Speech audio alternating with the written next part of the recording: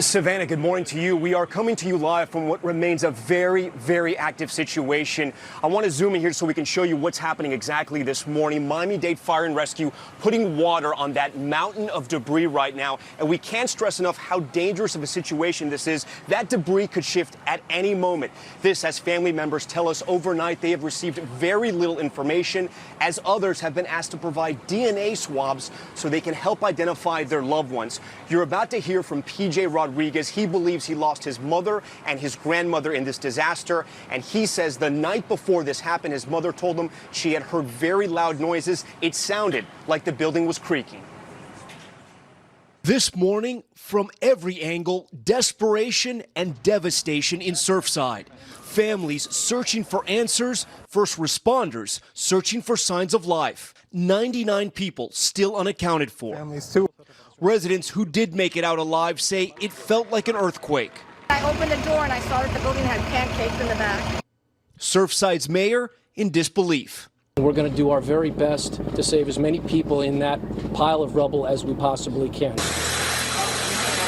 Miami-Dade Fire and Rescue working around the clock from a parking garage underneath the pile, cutting tunnels, risking their own lives to try and reach inside. We have teams of firefighters constantly as they continue to making cuts. Since we first got the call yesterday at 1:30, give or take in the morning, Miami-Dade Fire Rescue has had hundreds of firefighters on scene since then, actively searching and obviously going through everything that we possibly can in the rubble and through the voids.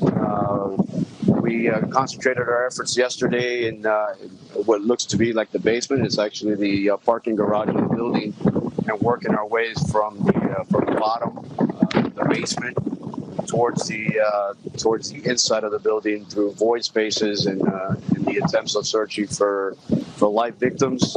And then obviously what you can see on the camera of having our firefighters searching the entire pile, running canine dogs for signs of live victims.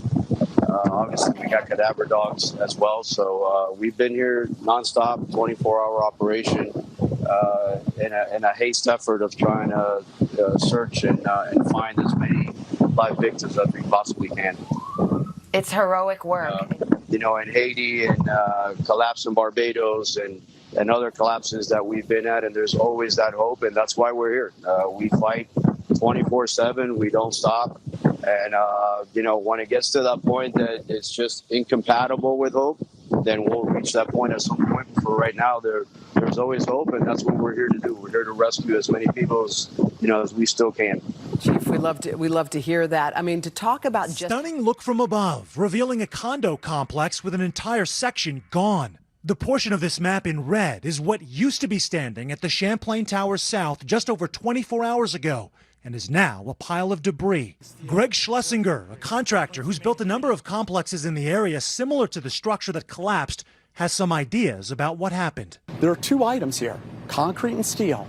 If the steel is exposed and loses its structural integrity, the concrete fails instantaneously.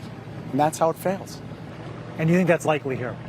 I would surmise more likely than not. That's the way it went. Civil engineers say any investigation will examine factors like maintenance and erosion. The building actually began sinking years ago, according to a recent report from Florida International University. The Condo Association says Champlain Towers had just finished a 40-year certification inspection and was making fixes on the roof and also about to perform steel and concrete repairs. The catastrophic collapse surprising even seasoned engineers.